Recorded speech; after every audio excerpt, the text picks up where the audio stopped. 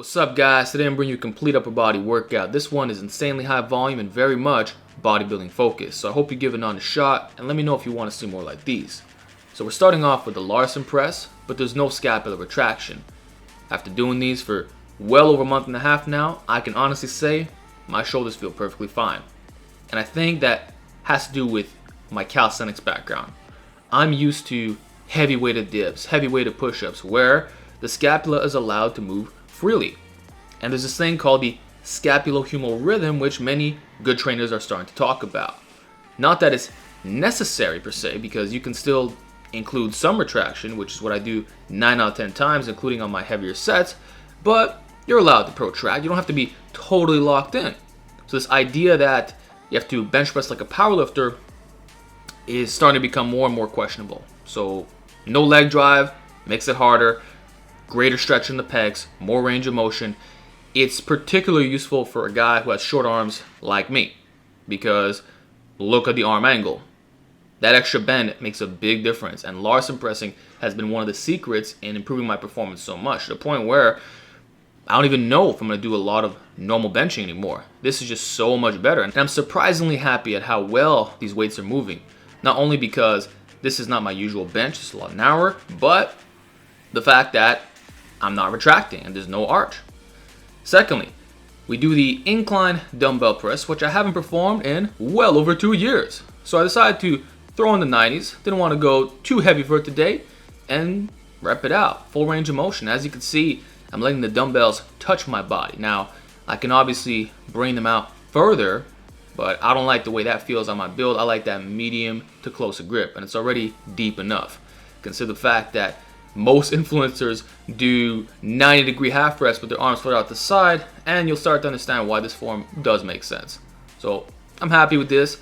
Just showing you 2 sets, and this is going to go for every exercise shown. Otherwise, we're going to be here all day. But just know that this trains your pecs in the lengthened position while biasing the upper chest more, and it's a higher angle than what I'm used to.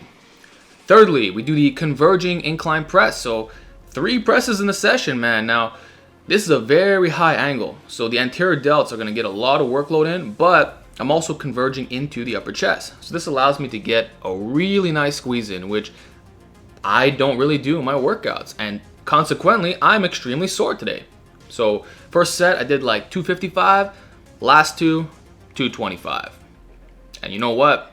When you're not limited by stability, it's crazy how much more you could lift. Because I'm in a fatigue state, yet I'd say I'm outperforming my typical barbell weights, which is pretty darn awesome. So definitely plan on using more machines. Then we do some dual rope pushdowns. I just made a video on these. Basically, you have external rotation with shoulder extension. That's getting that long head in there, and you can see the pump. Man, I can't recommend these enough. And notice how one rope is shorter than the other. That's because I actually brought my own to the gym. Not to be a douche that's hogging everything. Not saying that you will be, but you know, I got the equipment, why not? So for all you guys who are like, oh, there's a problem, well, just bring your own, man. And then we do the overhead extension to really work on that long head in the stretch position. A lot of guys are only doing pushdowns, and I've been guilty of this myself. I think it's a mistake. You want to get your arms behind your head like this. And the variation shown here allows you to go really heavy. So you're going to have to brace and lean forward. And please lock out those elbows if you can, and allow them to flare, man, which is best done, again, by using 2 ropes, not a close, easy bar. Anyway, that's it for the presses. Now we move on to the back. This is going to be the wide dual cable pull down, which, if you look at the biomechanics, is very similar to my super wide grip pull-ups. Only difference is it's a bit more of a natural range of motion. I'm coming out and in. So it's joint friendlier, but in terms of muscular activation, a lot of teres major, lower traps, and some rear delts, and you can see that being worked. This is the least lat bias version, though there is some shoulder adduction that contributes to that, but just know that this is an upper back focused pull down. So that's why we're starting with it. It's not about vertical versus horizontal. Muscle biasing is where it's really at. And I'm just doing these to complement what I normally do because I'm at a freaking gym. Why not? And the volume is high. Let's not make stability limiting factor. Yeah, look at that lat spread, by the way.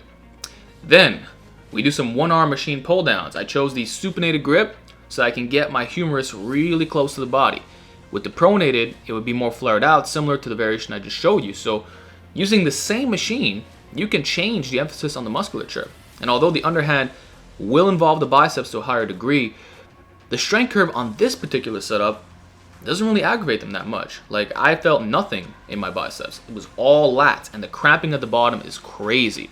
So this is really good for working on muscular imbalances, and it trains the shortened position. See how the machine is tilted at the bottom? That's where you get that crazy squeeze in, and it's very comparable to the ghetto setup I do at home with my gymnastic rings and spreader bar. So I really like it, and here I'm showing you my failure sets. You gotta push it, man. And notice how on a lot of these movements, I'm training to failure or extremely close to it. Normally I leave about 2 reps in reserve, but when the stimulus to fatigue is good, especially for hypertrophy, I'll push the intensity a little bit higher. So that's it for that. Then we hit some rear delt cable rows. Gotta be honest, I don't like this machine because it doesn't allow you to converge outwards that much. So you'll notice my range of motion is a little bit limited. Still better than the V-bar handle that you're probably used to using. And the arm path is correct at 45 degrees. That's how you get a shortened rear delt.